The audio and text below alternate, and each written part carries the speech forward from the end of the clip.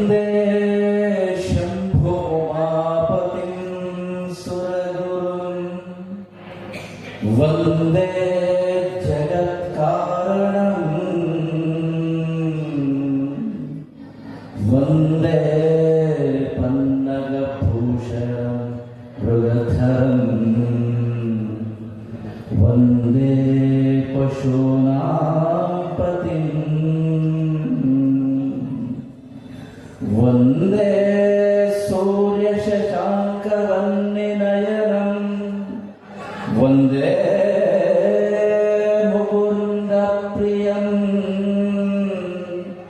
ವಂದೇ ಭಕ್ತಜನಾಶ್ರಯಂ ಚ ವರದಂ ವಂದೇ ಶಿವಂ ಶಂಕರಂ.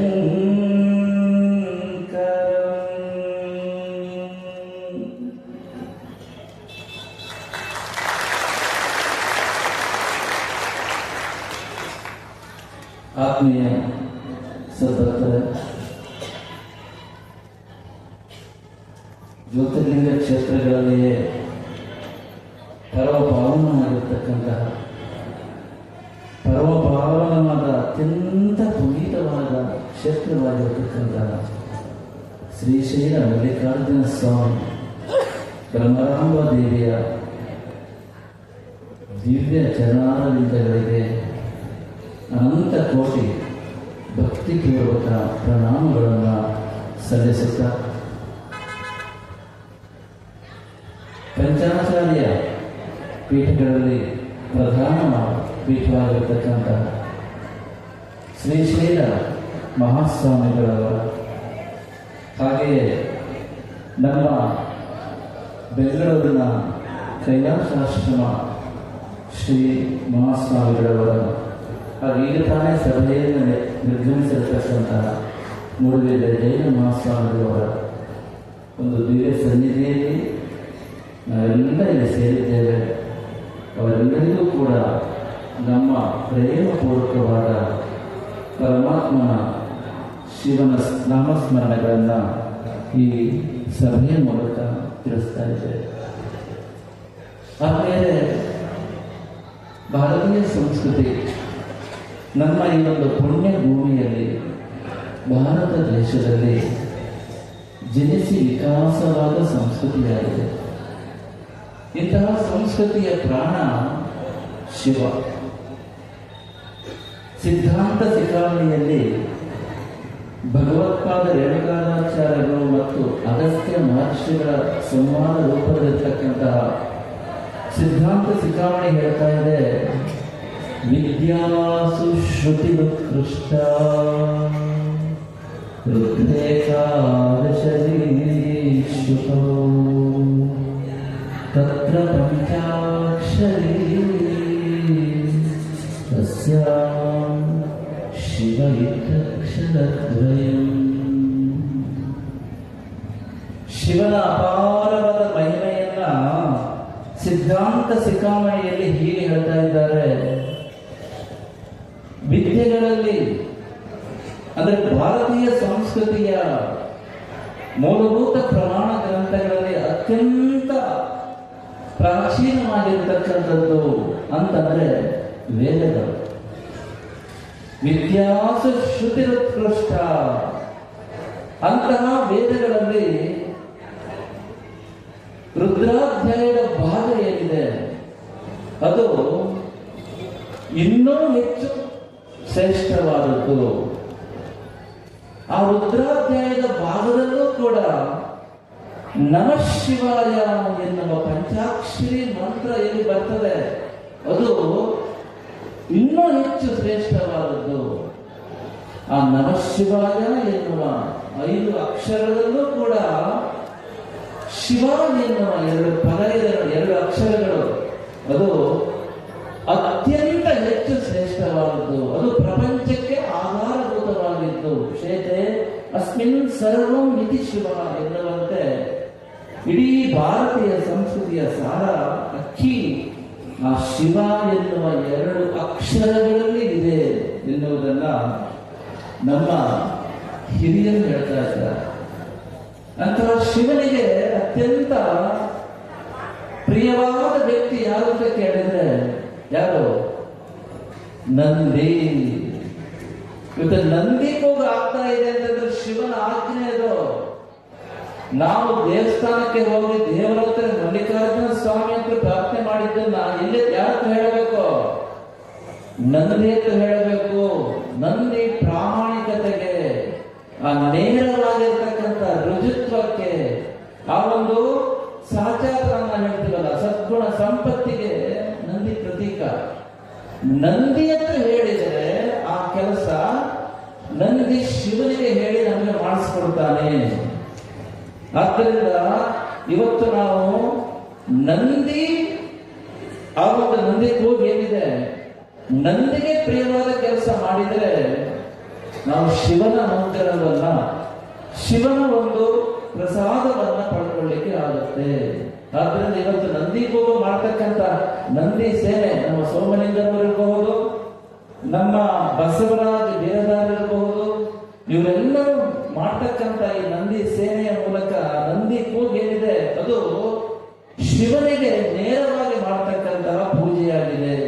ಪ್ರಪಂಚದಲ್ಲಿ ಅಕ್ಕಮದೇವರು ಹೇಳ್ತಾ ಇದ್ದಾರೆ, ಓಂ ನಮಃ ಶಿವಾಯ ಮಂತ್ರವ ಸ್ಮರಿಸುವವರಿಗೆ ಬೇರೆ ಮಂತ್ರ ಬೇಕೆ ಅಣ್ಣ. ಅಕ್ಷರ ಐದರಲ್ಲಿ ಅಡಗಿದೆ ಜಗವೆಲ್ಲ, ಕಕ್ಷೆಯ ಮೀರಿನಿಂದ ಅಕ್ಷರವಿಂತು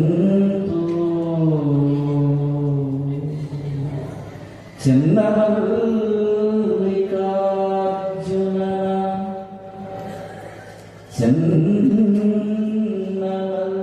ಚನ್ನಮಲ್ಲಿಕಾರ್ಜುನನ ಅಕ್ಷರವುಳ್ಳ ಮಂತ್ರವ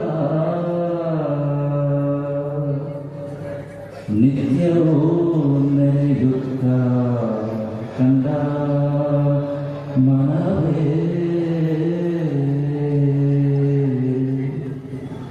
ನಾವು ಶಿವನ ಅನುಗ್ರಹ ಪಡ್ಕೊಳ್ಬೇಕು ಅಂತಾದ್ರೆ, ಶಿವ ಯಾರ ಮೇಲೆ ಅತ್ಯಂತ ಹೆಚ್ಚು ಪ್ರಾಮಾಣಿಕವಾಗಿ ಪ್ರೀತಿ ತೋರಿಸ್ತಾ ಇದ್ದಾನೆ, ನಾವು ಆ ನಂದಿಯ ಅನುಗ್ರಹಕ್ಕೆ ನಾವು ಮೊದಲು ಪಾತ್ರರಾಗಬೇಕು. ಅಕ್ಕಮಾದೇವರು ಹೇಳ್ತಾ ಇದ್ದಾರೆ, ಈ ಜಗತ್ತಿನಲ್ಲಿ ಓಂ ನಮಃ ಶಿವಾಯ ಅನ್ನುವ ಆ ಮಂತ್ರಕ್ಕಿಂತ ಶ್ರೇಷ್ಠವಾದ ಮಂತ್ರ ಮತ್ತೊಂದಿಲ್ಲ. ಆ ಓಂ ನಮಃ ಶಿವಾಯ ಎನ್ನುವ ಮಂತ್ರದಿಂದ ಮನುಷ್ಯ ಏನು ಬೇಕಾದರೂ ಪಡ್ಕೊಳ್ಬಹುದು, ಶಿವ ಅನುಗ್ರಹ ಪಡ್ಕೊಳ್ಬಹುದು. ಶಿವ ನಮ್ಮ ಪ್ರಾಣನೇ ಆಗಿದ್ದಾನೆ. ಅಂತಹ ಶಿವನ ಅನುಗ್ರಹ ಪಡ್ಕೊಳ್ಳಿಕ್ಕೆ ನಮಗೆ ನಂದಿನೇ ಬೇಕು. ಅದಕ್ಕಾಗಿ ಜಗಜ್ಯೋತಿ ಬಸವಣ್ಣವರು ಅದನ್ನ ಹೇಳ್ತಾ ಇದ್ದಾರೆ, ಸಂಸಾರವೆಂಬ ಸರ್ಪ ಮುಟ್ಟಲು ಪಂಚೇಂದ್ರಿಯ ವಿಷಯವೆಂಬ ವಿಷದಿಂದ ಆನು ಮುಂದುಗೆಟ್ಟೇನಯ್ಯ, ಆನು ಹೊರಗೆ ಬೀಳುತ್ತಿದ್ದೇನಯ್ಯ. ಓಂ ನಮಃ ಶಿವಾಯ ಮಂತ್ರವ ಜಪಿಸುತ್ತಿದ್ದೇನಯ್ಯ, ಪೂರ್ಣದ ಸಂಗಮದೇವ. ನೋಡಿ, ಜಗಜ್ಯೋತಿ ಬಸವಣ್ಣ ಇದನ್ನ ಹೇಳ್ತಾ ಇದ್ದಾರೆ, ಈ ಸಂಸಾರದಲ್ಲಿರ್ತಕ್ಕಂಥ ತಾಪತ್ರಯಗಳು ಯಾರಿಗಿಲ್ಲ ಸ್ವಾಮಿ. ನಮಗೆ ಬೇಕಾಗಿದ್ದು ಸುಖ, ಶಾಂತಿ, ಆನಂದ, ನೆಮ್ಮದಿ. ಅದು ಯಾರಿಗಾದ್ರೂ ತಪ್ಪುತ್ತ ದುಃಖ. ಯಾವ ದುಃಖ? ರೋಗಗಳ ದುಃಖ, ಬಂಧು ಬಾಂಧವರ ನೆಂಟರಿಷ್ಟರ ವಿಯೋಗದ ದುಃಖ, ಮುಪ್ಪಿನ ದುಃಖ, ಮರಣದ ದುಃಖ. ಹೀಗೆ ಅನೇಕ ವಿಧವಾದ ದುಃಖಗಳು, ತಾಪತ್ರಯಗಳು ಸಂಸಾರದಲ್ಲಿ ಎಲ್ಲರಿಗೂ ಇದೆ. ಆದರೆ ಈ ಸಂಸಾರವೆಂಬ ಆ ಒಂದು ರೋಗಕ್ಕೆ ಯಾರು ಔಷಧಿ, ಯಾರು ಮಂದು, ಯಾರು ಆ ಮದ್ದು ಅಂತ ಕೇಳಿದರೆ ಅದು ಕೇವಲ ಓಂ ನಮಃ ಶಿವಾಯ ಎನ್ನುವ ಆ ಮಹಾಮಂತ್ರ. ಆದ್ದರಿಂದ ಆ ಮಹಾಮಂತ್ರವನ್ನು ಜಪಿಸುತ್ತಲೇ ಪ್ರತಿಯೊಬ್ಬ ಮನುಷ್ಯನು ಶಿವಭಕ್ತನಾಗಿ ನಿಜವಾದ ರೀತಿಯಲ್ಲಿ ಶಿವಭಕ್ತನಾಗಿ ಆ ಭಗವಂತನ ಅನುಗ್ರಹವನ್ನು ಪಡ್ಕೊಳ್ಬೇಕು ಅಂತ ಆದ್ರೆ ನಮಗೆ ಮತ್ತೆ ನಂದೀಶ್ವರನ ಇರಬೇಕು. ಅಲ್ಲವ ಪ್ರಭುಗಳು ಇದನ್ನು ಹೇಳ್ತಾ ಇದ್ದಾರೆ, ಪಾತಾಳದಿಂದತ್ತ ಮಾತಬಲ್ಲವರಿಲ್ಲ, ಗಗನದಿಂದಾಚೆ ಅನುಭವಿತಾನಿಲ್ಲ. ಆ ಗುಹೇಶ್ವರನ ಸುಸ್ತುವಾಗಿ ಹೇಳ್ತಾ ಇದ್ದಾರೆ. ಆ ಒಂದು ಅಲ್ಲವ ಪ್ರಭುಗಳಪ್ಪ ಜ್ಞಾನ ಅಂದ್ರೆ ಅವರು. ಆದ್ದರಿಂದ ಸಂಪೂರ್ಣವಾಗಿ ಅದ್ವೈತವನ್ನು ಅರಿದು ಅಲ್ಲವ ಪ್ರಭುಗಳು ನಮಗೆ ಕೊಟ್ಟಿದ್ದಾರೆ. ಆದ್ದರಿಂದ ಅವರು ಹೇಳ್ತಕ್ಕಂಥದ್ದನ್ನೇ ನಾವೆಲ್ಲರೂ ಜೀವನದಲ್ಲಿ ಶಿವಾನುಗ್ರಹವನ್ನ ಪಡ್ಕೊಳ್ಬೇಕು ಅಂತಾದ್ರೆ ಆ ಓಂ ನಮಃ ಶಿವಾಯ ಮಂತ್ರವನ್ನ ಜಪಿಸಬೇಕು, ಶಿವ ಮೆಚ್ಚುವಂತೆ ಬಾಳಬೇಕು. ಸದಾ ಶಿವ ಯಾವುದು ನೋಡಿ ಮೆಚ್ಚುತ್ತಾನೆ? ಶುದ್ಧವಾದ ಭಕ್ತಿಯನ್ನು ನೋಡಿ ಮೆಚ್ಚುತ್ತಾನೆ, ಇಲ್ಲದ್ರೆ ಮೆಚ್ಚುವುದಿಲ್ಲ. ನಾವು ಹೇಳ್ತಾ ಇರ್ತೇವೆ ಹೇಗೆ ಅಂತ ಕೇಳಿದ್ರೆ ನಾವು ಹೇಳಬಹುದು, ಹೇಗೆ ಈ ಒಂದು ಜಗತ್ತಿನಲ್ಲಿ ಶಿವನನ್ನ ಮೆಚ್ಚಿಸಬೇಕು ಅಂತ ಆದ್ರೆ ಏನು ಬೇಕು? ಹಣ ಬೇಕಾ, ಅಧಿಕಾರ ಬೇಕಾ, ಸಮುದಾಯ ಬೇಕಾ, ವಿದ್ಯೆ ಬೇಕಾ, ವಯಸ್ಸು ಬೇಕಾ? ಯಾವುದೂ ಈ ಬೇಕಾಗಿಲ್ಲ. ಶಿವನಿಗೆ ಬೇಕಾಗಿದ್ದು ಕೇವಲ ಶುದ್ಧವಾದ ಭಕ್ತಿ, ನಿರ್ಮಲವಾದ ಹೃದಯ, ಪ್ರಸನ್ನವಾದ ಮನಸ್ಸು. ಅದನ್ನು ಪಡ್ಕೊಂಡು ನಾವು ಸದಾಚಾರಿಗಳಾಗಿ ಆ ಶಿವನ ಅನುಗ್ರಹಕ್ಕೆ ಪಾತ್ರರಾಗಬಹುದು. ಆದ್ದರಿಂದ ಎಲ್ಲಿರಬೇಕು? ಭಕ್ತಿ ಇರಬೇಕು. ಭಕ್ತಿ ಮನದಲ್ಲಿರದೆ ಭಗವಂತನೆನ್ನುತ್ತಲೇ ಮೂರ್ಜಗವ ಸುತ್ತಿದರು ಮುಕ್ಕಣ್ಣನೊಲಿಯುವನೇ. ಭಕ್ತಿ ಮನದಲ್ಲಿರದೆ ಭಗವಂತನೆನ್ನುತ್ತಲೇ ಮೂರ್ಜಗವ ಸುತ್ತಿದರು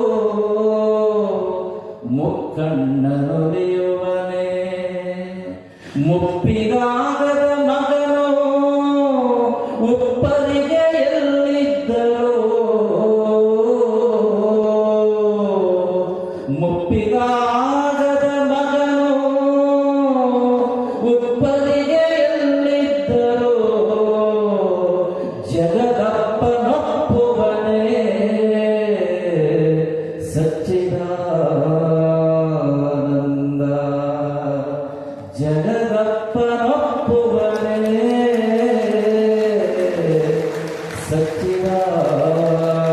ಸಚ್ಚಿದಾನಂದ. ಭಕ್ತಿ ಮನದಲ್ಲಿರದೆ ಭಗವಂತನೆನ್ನುತ್ತಲೇ ಮೂರ್ಜಗವ ಸುತ್ತಿದರು ಮುಕ್ಕಣ್ಣನೊಲಿಯುವನೇ. ಶಿವ ನಿಮ್ಮ ದುಡ್ಡು ನೋಡುವುದಿಲ್ಲ, ಶಿವ ನಿಮ್ಮ ಜಾತಿ ಸಮುದಾಯವನ್ನು ನೋಡುವುದಿಲ್ಲ, ಶಿವ ನಿಮ್ಮ ವಯಸ್ಸು ಅಂತಸ್ತು ಅಧಿಕಾರ ನೋಡುವುದಿಲ್ಲ. ಶಿವ ನೋಡುವುದು ಒಂದನ್ನೇ, ನಿಮ್ಮ ಹೃದಯ, ನಿಮ್ಮ ಮನಸ್ಸು, ನಿಮ್ಮ ಶುದ್ಧ ಭಕ್ತಿ. ಆದ್ದರಿಂದ ಅದು ನಮ್ಮಲ್ಲಿರಬೇಕು. ಶುದ್ಧ ಭಕ್ತಿನ ನೋಡಿ ಸಂತೋಷ ಆಗುತ್ತೆ ಅಂದ್ರೆ 700-800 ಕಿಲೋಮೀಟರ್ ಪಾದಯಾತ್ರೆ ಮಾಡಿಕೊಂಡು ಈ ಒಂದು ಯುಗಾದಿ ಹಬ್ಬದ ಆ ಪಾದಯಾತ್ರಾ ಜಾತ್ರಾ ಮಹೋತ್ಸವಕ್ಕೆ ಬಂದಿದ್ದೇವೆ. ಎಷ್ಟು ಭಕ್ತಿ ಇದೆ ಮನಸ್ಸಿನಲ್ಲಿ. ಈ ಬಿಸಿಲು ಪಾದಯಾತ್ರೆ ಬಂದು ಸಾಧಾರಣ ವಿಷಯನ ಇವೆಲ್ಲ ಬಂದಿದೆ ಅಂತಂದ್ರೆ ನಿಜವಾಗಿಯೂ ನೀವೇ ಆ ಶಿವನ ನಿಜ ಭಕ್ತರು. ಆದ್ದರಿಂದ ಆ ಶಿವ ಅಷ್ಟೊಂದು ಅನುಗ್ರಹ ಮಾಡಿ ನಮ್ಮನ್ನ ಕರೆಸ್ಕೊಂಡಿದ್ದಾನೆ. ನಾವೇನ್ ಮಾಡ್ಬೇಕೀಗ? ಶಿವ ಮೆಚ್ಚುವಂತೆ ನಾವು ಬದುಕಬೇಕು, ಶಿವ ಮೆಚ್ಚುವ ಕೆಲಸಕ್ಕೆ ನಾವು ಕೈ ಹಾಕಬೇಕು. ಅದಕ್ಕೋಸ್ಕರ ದೊಡ್ಡ ಸಂಕಲ್ಪ ಆಗಿದೆ. ನಾವು ಪಂಚಾಚಾರ್ಯ ಪೀಠದ ಶ್ರೀಶೈಲ ಮಹಾಸ್ವಾಮಿಗಳ ಒಂದು ಆಶೀರ್ವಾದದಿಂದ ನಂದಿ ಸೇನೆ, ನಂದಿ ಚೆನ್ನಾಗಿದ್ರೆ ಶಿವನ ಒಲಿತಾನೆ. ತಿಳ್ಕೊಳ್ಳಿ, ಮನೆಯಲ್ಲಿ ನಂದಿ ಇರಲೇಬೇಕು. ನಂದಿ ಒಂದು ಜೊತೆ ಇದೆ ಅನ್ಕೊಳ್ಳಿ, ನಿಮಗೆ ಆ ಮನೆಯಲ್ಲಿ ಶಿವನ ಪೂರ್ಣಾನುಗ್ರಹ ಇದೆ ಆ ಮನೆಗೆ ಅಂತ ಅರ್ಥ. ಆದ್ದರಿಂದ ನಂದಿ ಶಿವನ ಆ ಒಂದು ಅತ್ಯಂತ ಪರಮ ಆಪ್ತನಾಗಿರೋದ್ರಿಂದ ನಾವು ಮನೆಯಲ್ಲಿ ನಂದಿಯನ್ನ ಪೋಷಣೆ ಮಾಡಬೇಕು. ಯಾಕೆ? ಶಿವ ಮೆಚ್ಚುವಂತೆ ನಾವು ಬದುಕಬೇಕು. ಆದ್ದರಿಂದ ಹೇಳ್ತಾ ಇದ್ದೇವೆ, ಭಕ್ತಿ ಇಲ್ಲದೆ ಇದು ಶ್ರೀಶೈಲಕ್ಕೆ ಬಂದ್ರೆ ಪಿಕ್ನಿಕ್ ಆಗುತ್ತೆ, ದುಡ್ಡು ಖರ್ಚಾಗುತ್ತೆ. ಶಿವ ಒಲಿಯುವುದಿಲ್ಲ, ಮಲ್ಲಿಕಾರ್ಜುನ ಸ್ವಾಮಿಗಳು ಒಲಿಯುವುದಿಲ್ಲ. ಅದೇ ರೀತಿ ತಿಳ್ಕೊಳ್ಳಿ, ಮನೆಯಲ್ಲಿ ವಯಸ್ಸಾದ ತಂದೆ ತಾಯಿಗಳಿರುವಾಗ ಅವರ ಸೇವೆಯನ್ನು ಮಾಡುವುದು ಮಕ್ಕಳ ಕರ್ತವ್ಯ.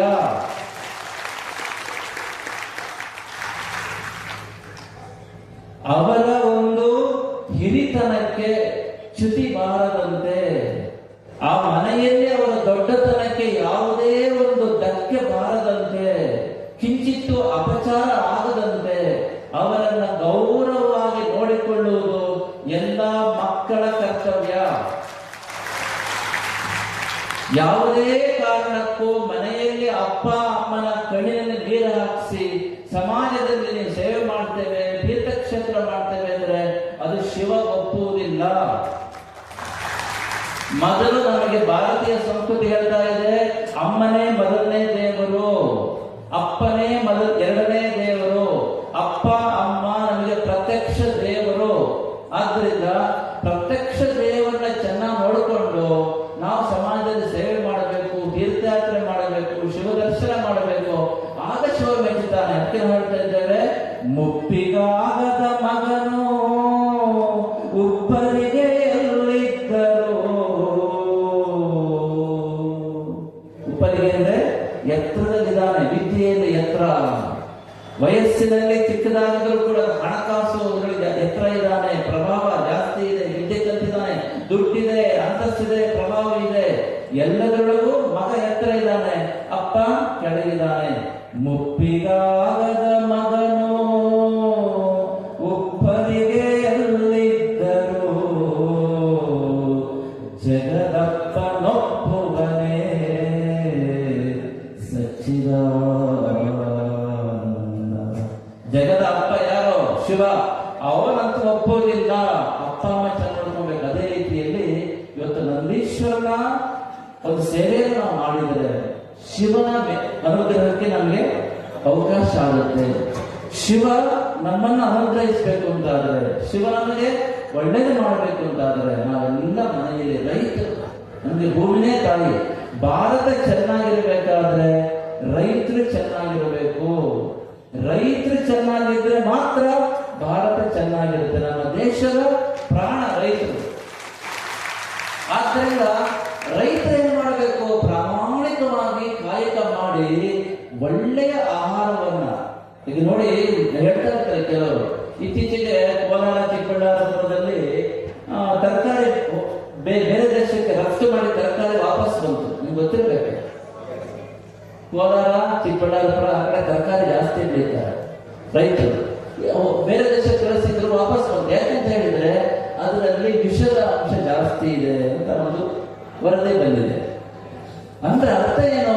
ನಾವು ತರಕಾರಿ ಬೆಳಿಬಹುದು, ಅಥವಾ ಭತ್ತ ಬೆಳಿತೇವೆ, ಮತ್ತೊಂದು ಬೆಳಿತೇವೆ, ತೊಗರಿ ಬೆಳಿತೇವೆ, ರಾಗಿ ಬೆಳಿತೇವೆ, ಅದನ್ನ ನಮ್ಮ ಸಹೋದರ ತಿಂತಾರಲ್ವಾ, ನಾವು ಶುದ್ಧವಾದ ಆಹಾರವನ್ನ ಕೊಡಬೇಕು.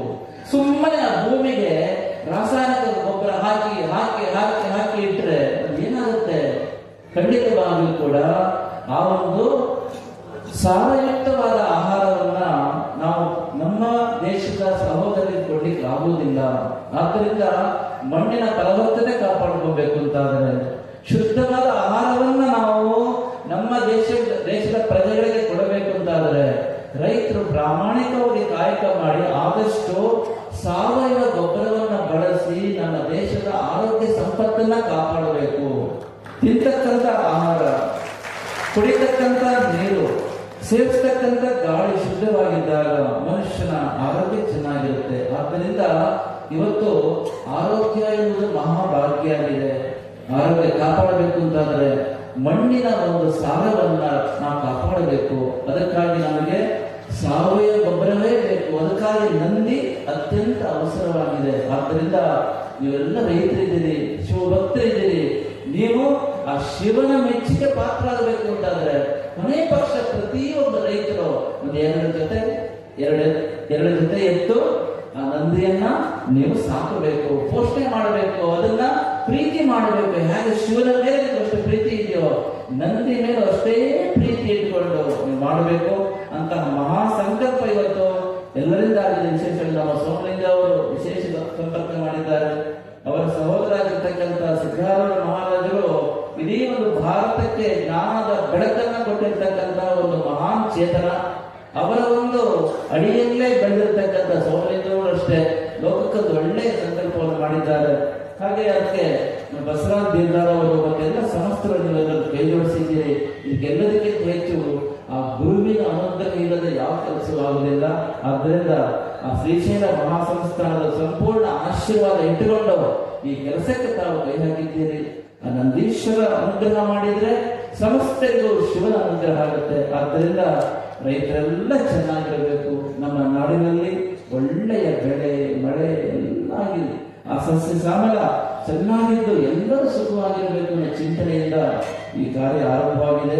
ಇದಕ್ಕೆ ನಾವು ಮೊದಲೇ ಹೇಳಿದ್ದು ಭಾರತೀಯ ಸಂಸ್ಕೃತಿಯನ್ನು ಪ್ರತಿನಿಧಿಸುವ, ಭಾರತೀಯ ಸಂಸ್ಕೃತಿ ಅಂತಂದ್ರೆ ಭಾರತ ದೇಶದಲ್ಲಿ ಜನಿಸಿ ವಿಕಾಸವಾದ ಸಂಸ್ಕೃತಿ.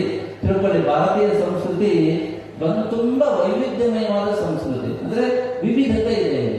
ನಾವು ತುಂಬಾ ದೇವರ ಪೂಜೆ ಮಾಡ್ತೇವೆ, ಬೇರೆ ಬೇರೆ ಮಾರ್ಗದಲ್ಲಿ ಸತ್ಯವನ್ನು ದರ್ಶನ ಮಾಡ್ಲಿಕ್ಕೆ ಹೋಗ್ತೇವೆ. ಆದ್ದರಿಂದ ವಿವಿಧತೆಯಲ್ಲಿ ಸದಾ ಏಕತೆಯನ್ನು ಸಾರುವ ಸಂಸ್ಕೃತಿ ನಮ್ಮದು.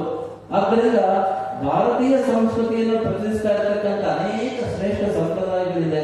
ಯಾವುದು ಕೇಳಿದ್ರೆ ಶೈವ ಇದೆ, ಶಾಕ್ತ ಇದೆ, ಹಾಗೆ ವೈದಿಕ ಇದೆ, ವೈಷ್ಣವ ಇದೆ, ಆಗಮ ಇದೆ, ವೀರಶೈವಲಿಂಗ ಅಂತ ಇದೆ, ಜೈನ ಇದೆ, ಬೌದ್ಧ ಇದೆ, ಸಿಖ್ ಇದೆ. ಇವೆಲ್ಲವೂ ಕೂಡ ಭಾರತೀಯ ಸಂಸ್ಕೃತಿಯನ್ನು ಪ್ರತಿನಿಧಿಸುವ ಅತ್ಯಂತ ಶ್ರೇಷ್ಠವಾದ ಸಂಪ್ರದಾಯ ಆಗಿದೆ. ಈ ಸಂಪ್ರದಾಯಕ್ಕೆ ಸೇರಿರ್ತಕ್ಕಂಥ ಎಲ್ಲ ಸ್ವಾಮಿಗಳು, ಎಲ್ಲ ಪೂಜ್ಯರು, ವಿಶ್ವಾದ್ಯಂತ ಜಗತ್ತಿನಲ್ಲಿರ್ತಕ್ಕಂಥ ಎಲ್ಲ ಸ್ವಾಮಿಗಳು ಸೇರಿ ಭಾರತೀಯ ಸಂತ ಮಹಾಪರಿಷತ್ತು ಎನ್ನುವ ಒಂದು ಒಕ್ಕೂಟವನ್ನ, ಮಹಾ ಒಕ್ಕೂಟವನ್ನ ಆ ಶಿವನ ಪ್ರೇರಣೆಯಂತೆ ನಾವು ಲೋಕಾರ್ಪಣೆ ಮಾಡಿದ್ದೇವೆ. ನಮ್ಮ ಶ್ರೀಶೈಲ ಮಹಾಸಂಸ್ಥಾನದವರು ಇದರಲ್ಲಿ ಪ್ರಧಾನವಾಗಿರ್ತಕ್ಕಂಥ ಪಾತ್ರವನ್ನ ಪೋಷಣೆ ಮಾಡ್ತಾ ಇದ್ದಾರೆ. ಅವರ ಒಂದು ಮಾರ್ಗದರ್ಶನ ಮೊದಲಿನಿಂದಲೂ ಕೂಡ ಈ ಮಹಾಪರಿಷತ್ತಿಗೆ ಇದೆ. ಆದ್ದರಿಂದ ಈ ಒಂದು ಪರಿಷತ್ತಿನ ಉದ್ದೇಶ ಏನಂತ ಕೇಳಿದ್ರೆ, ನಮ್ಮಲ್ಲಿರ್ತಕ್ಕಂತಹ ವೈವಿಧ್ಯಗಳು ಎಂದಿಗೂ ವೈರುಧ್ಯ ಆಗಬಾರದು, ಪರಸ್ಪರ ಒಟ್ಟಾಗಿರಬೇಕು. ನಾನೆಲ್ಲ ಹೇಳಿರುವ ಭಾರತೀಯ ಸಂಸ್ಕೃತಿ ತಾಯಿ ಬೇರಾದರೆ ಇಲ್ಲಿ ವೀರಶೈವ, ಲಿಂಗಾಯತ, ಶೈವ, ಶಾಕ್ತ, ಆಗಮ, ಜೈನ, ಬೌದ್ಧ, ವೈದಿಕ, ವೈಷ್ಣವ, ಸಿಕ್ಕು ಇವೆಲ್ಲವೂ ಆ ಭಾರತೀಯ ಸಂಸ್ಕೃತಿ ಅಂತ ಹೇಳ್ತಕ್ಕಂಥ ಮಹಾ ಕಲ್ಪವೃಕ್ಷದ ಕೊಂಬೆಗಳು. ನಾವಿಲ್ಲಿ ನೋಡಿ, ನಿಮ್ಮ ಮನೆಯಲ್ಲಿ ಕೊಂಬೆಗಳಲ್ಲಿ ಚೆನ್ನಾಗಿ ಹಣ್ಣು ಬಿಡಬೇಕು ಅಂದ್ಕೊಳ್ಳಿ. ಮರದ ಕೊಂಬೆಯಲ್ಲಿ ಹಣ್ಣು ಬಿಡಬೇಕು, ಕೊಂಬೆಯಲ್ಲಿ ಹೂ ಬಿಡಬೇಕು ಅಂತ ನಾವೇನ್ ಮಾಡಬೇಕು? ಮರದ ಬುಡಕ್ಕೆ ನೀರು ಗೊಬ್ಬರ ಹಾಕಬೇಕು, ಹೌದಾನೆ? ಆದ್ದರಿಂದ ನಾವು ಬರೀ ನಮ್ಮ ಕೊಂಬೆ ಎತ್ತರದಲ್ಲಿದೆ, ನಮ್ಮ ಕೊಂಬೆ ಚೆನ್ನಾಗಿ ಹೂ ಬಿಟ್ಟಿದೆ, ನಮ್ಮ ಕೊಂಬೆ ಇನ್ನೊಂದು ಕೊಂಬೆ ಬೋಳಾಗಿದೆ ಅಂತ ಕೂತ್ರೆ ಏನಾಗುತ್ತೆ? ನಮ್ಮ ಕರ್ತವ್ಯ ಬರುತ್ತೆ, ಎಲ್ಲಾ ಕೊಂಬೆಗಳು ಒಣಗಿ ಹೋಗುತ್ತವೆ, ಹೌದಾ? ಹಾಗಾಗಬಾರದು. ಆದ್ದರಿಂದ ನಾವು ಹೇಳಿದ್ರಲ್ಲ, ವೀರಶೈವ ಲಿಂಗಾಯತ ಒಂದು ಕೊಂಬೆ, ಶೈವ ಒಂದು ಕೊಂಬೆ, ತಮಿಳ್ ಶೈವ ಒಂದು ಕೊಂಬೆ, ಜೈನ ಒಂದು ಕೊಂಬೆ, ಬೌದ್ಧ ಒಂದು ಕೊಂಬೆ, ವೈದಿಕ ಒಂದು ಕೊಂಬೆ, ಎಲ್ಲ ಕೊಂಬೆಗಳು ಚೆನ್ನಾಗಿರ್ಬೇಕಾದ್ರೆ ನಾವು ಮರದ ಬುಡಕ್ಕೆ ನೀರು ಹಾಕಬೇಕು. ಆ ಮರದ ಬುಡಕ್ಕೆ ನೀರು ಹಾಕಲಿಕ್ಕೆ ಒಂದು ಸಮಾನ ವೇದಿಕೆ ಬೇಕಲ್ವಾ? ಆ ವೇದಿಕೆಯೇ ಭಾರತೀಯ ಸಂತ ಮಹಾಪರಿಷತ್ತು. ಸುಮಾರು 1,500 ಪೀಠಾಧಿಪತಿಗಳು ಇಡೀ ಪ್ರಪಂಚದ ಎಲ್ಲ ಕಡೆ ಇರ್ತಕ್ಕಂಥ ದೇಶದಲ್ಲಿರ್ತಕ್ಕಂಥವ್ರು ಇದರೊಳಗಿದ್ದಾರೆ. ಮೊದಲು ಹೇಳಿದಾಗೆ ನಮ್ಮ ಶ್ರೀಶೈಲ ಪಂಚಾಚಾರ್ಯ ಮಹಾಪೀಠದವರು ಇದಕ್ಕೆ ಅತ್ಯಂತ ಪ್ರಧಾನವಾದ ಸಾರಥ್ಯವನ್ನು ವಹಿಸಿ ಆ ವಿಶೇಷವಾಗಿ ತೊಡಗಿಸ್ಕೊಂಡಿದ್ದಾರೆ. ಇನ್ನೊಂದು ಹೇಳಬೇಕು ಅಂತ, ಇಷ್ಟೆಲ್ಲ ಒಂದು ದೊಡ್ಡ ಕೆಲಸ ಯಾರಿಂದ ಆಗ್ತಾ ಇದೆ ಅಂತ ಕೇಳಿದ್ರೆ, ರಾಮನ ಕೆಲಸ ಯಾರಿಂದ ಆಗುತ್ತೆ ಅಂತ ಕೇಳಿದ್ರೆ ಹನುಮಂತರಿಂದ ಆಗುತ್ತೆ, ಹೌದಾ?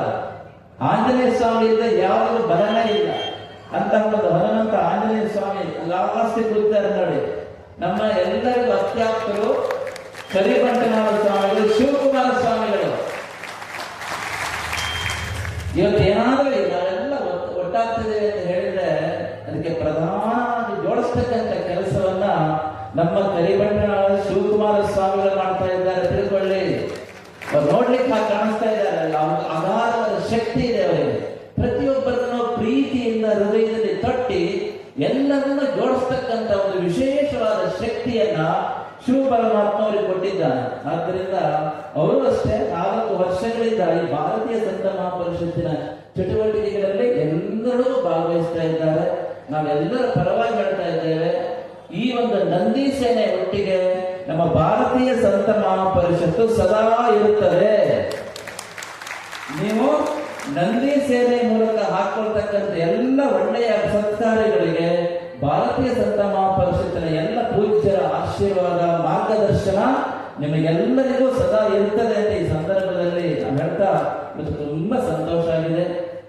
ಈ ಒಂದು ವಿಶೇಷವಾಗಿ ಶ್ರೀಶೈಲ ಮಹಾಸಂಸ್ಥಾನದವರು ಅಷ್ಟೇ ಎಲ್ಲರೊಟ್ಟಿಗೆ ಒಂದು ಬೆರೀತಕ್ಕಂತಹ ವಿಶಾಲವಾದ ಹೃದಯ ಅವರು.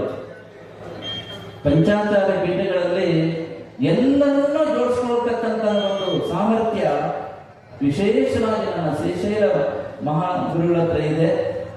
ಅವರು ಅಷ್ಟೇ ಎಲ್ಲರನ್ನೂ ಜೋಡಿಸ್ಕೊಂಡು ಎಲ್ಲಾ ಒಂದು ಮೊನ್ನೆ ಕೂಡ ಅಷ್ಟೇ ಭಾರತೀಯ ಸಂತ ಮಹಾಪರಿಷತ್ತಿನ ವಿಜಯವಾಡದ ಕಾರ್ಯಕ್ರಮಕ್ಕೆ ಬೇರೆ ಎಲ್ಲ ಕಾರ್ಯಕ್ರಮಗಳ ಬದಿಗೊತ್ತಿ ಅವರು ಬಂದಿದ್ದಾರೆ.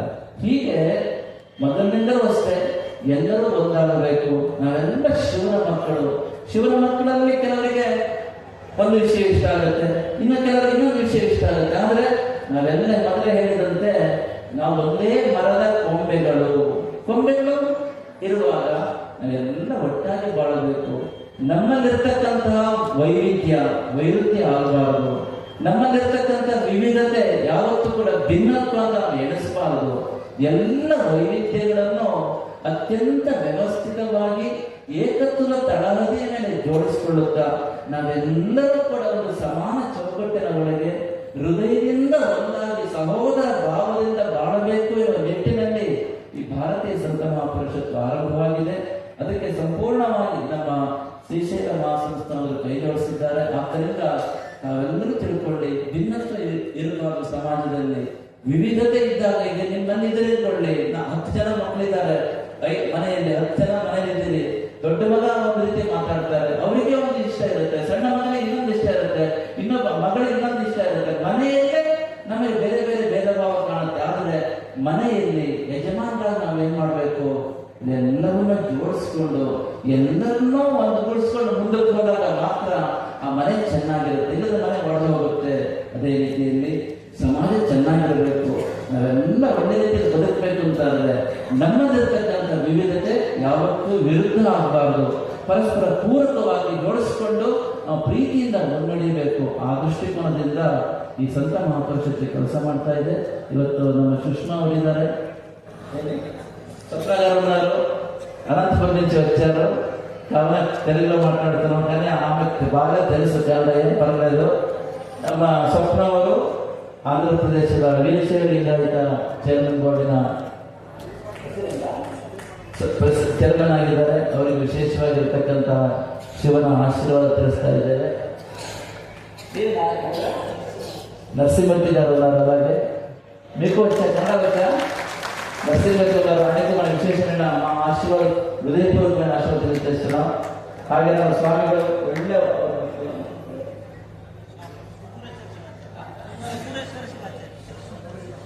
ಶಾಪೂರ್ ಶಿವಾಚಾರ್ಯ ಇದ್ದಾರೆ. ಅವರು ಅಷ್ಟೇ ಬಂದಿದ್ದರು ಅಷ್ಟೇ. ನಮ್ಮ ಭಾರತ ಸಂಘ ಅನೇಕ ಕನ್ನಡಗಳು ಬಂದಿದ್ದಾರೆ. ಮುನದಾಳ ಸ್ವಾಮಿಗಳಿದ್ದಾರೆ.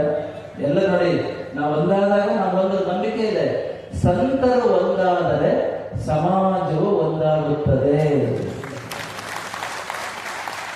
ಆದ್ದರಿಂದ ಈ ಒಂದು ನಂಬಿಕೆ ಇಟ್ಟುಕೊಂಡು ನಾವೆಲ್ಲ ಒಟ್ಟಿಗೆ ಹೊರಟಿದ್ದೇವೆ. ನೀವು ಅಷ್ಟೇ ಎಲ್ಲರನ್ನೂ ಪ್ರೀತಿಸಿ, ಎಲ್ಲರನ್ನೂ ಶಿವನನ್ನೇ ಕಾಣಿ. ಬೇರೆ ಬೇರೆ ಮಾರ್ಗ ಇದೆ ಅಂದ್ಕೊಳ್ಳಿ. ಶ್ರೀಶೈಲಕ್ಕೆ ಬರ್ಬೇಕಾದ್ರೆ ನೀವು ಬೆಂಗಳೂರಿನ ಶ್ರೀಶೈಲಕ್ಕೆ ಬರ್ಬೇಕು ಅಂದ್ಕೊಳ್ಳಿ, ಒಂದೇ ದಾರಿನ 2-3 ದಾರಿ ಇರುತ್ತಲ್ವಾ. ನಮಗೆ ಯಾವ ದಾರಿ ಇಷ್ಟನೋ ಆ ದಾರಿ ನಾವು ಬರ್ತೇವೆ. ಯಾವ ದಾರಿಯಲ್ಲಿ ಬಂದರೂ ನಾವು ಬರ್ತಕ್ಕಂಥ ದಾರಿಯಲ್ಲಿ ಶ್ರದ್ಧೆ ಇದ್ರೆ ಇಲ್ಲಿ ಬಂದಾಗ ಮಲ್ಲಿಕಾರ್ಜುನ ಸ್ವಾಮಿ ದರ್ಶನ ಆಗುತ್ತೆ ಇಲ್ವಾ? ಆಗುತ್ತೆ. ಅದೇ ರೀತಿಯಲ್ಲಿ ನಮ್ಮ ಭಾರತೀಯ ಸಂಸ್ಕೃತಿಯಲ್ಲಿ ಬೇರೆ ಬೇರೆ ದಾರಿ ಇದೆ, ಅದ್ರ ಗುರಿ ಮಾತ್ರ ಒಂದು. ಆದ್ದರಿಂದ ಎಲ್ಲ ಪ್ರೀತಿಯಿಂದ ಮುಂದಕ್ಕೆ ಸಾಗುವ ಅಂತ ಹೇಳ್ತಾ ಮತ್ತೊಮ್ಮೆ ಹೇಳ್ತಾ ಇದ್ದೇವೆ, ಇವತ್ತು ಮಾಡಿರ್ತಕ್ಕಂಥ ಶ್ರೀಶೈಲ ಮಹಾಕ್ಷೇತ್ರದಲ್ಲಿ ಶಿವನ ಸನ್ನಿಧಿಯಲ್ಲಿ ನಾವು ಮಾಡಿರ್ತಕ್ಕಂಥ ನಂದಿ ಸೇನೆ ಮಹಾ ಸಂಕಲ್ಪ ಏನಿದೆ ಅದು ಮನೆ ಮನೆಯಲ್ಲಿ ಜಾಗೃತ ಆಗಬೇಕು. ಪ್ರತಿ ರೈತರು ನಂದಿಯನ್ನು ಪ್ರೀತಿಸಿ, ನಂದಿಯನ್ನು ಬೆಳೆಸಿ, ತನ್ಮೂಲಕ ನಮ್ಮ ಭಾರತ ದೇಶವನ್ನ ಚೆನ್ನಾಗಿ ಬೆಳೆಸ್ತಕ್ಕಂತಹ ಒಂದು ನಿಟ್ಟಿನಲ್ಲಿ ನೀವೆಲ್ಲರೂ ಕೂಡ ಕೆಲಸ ಮಾಡಬೇಕು ಅಂತ ಹೇಳ್ತಾ, ನಿಮಗೆ ಎಲ್ಲರಿಗೂ ಶಿವ ಪರಮಾತ್ಮ ಅನುಗ್ರಹ ನಿರಂತರವಾಗಿರಲಿ ಅಂತ ಎಲ್ಲರಿಗೂ ಹೇಳಿ, ಓಂ ನಮಃ ಶಿವಾಯ.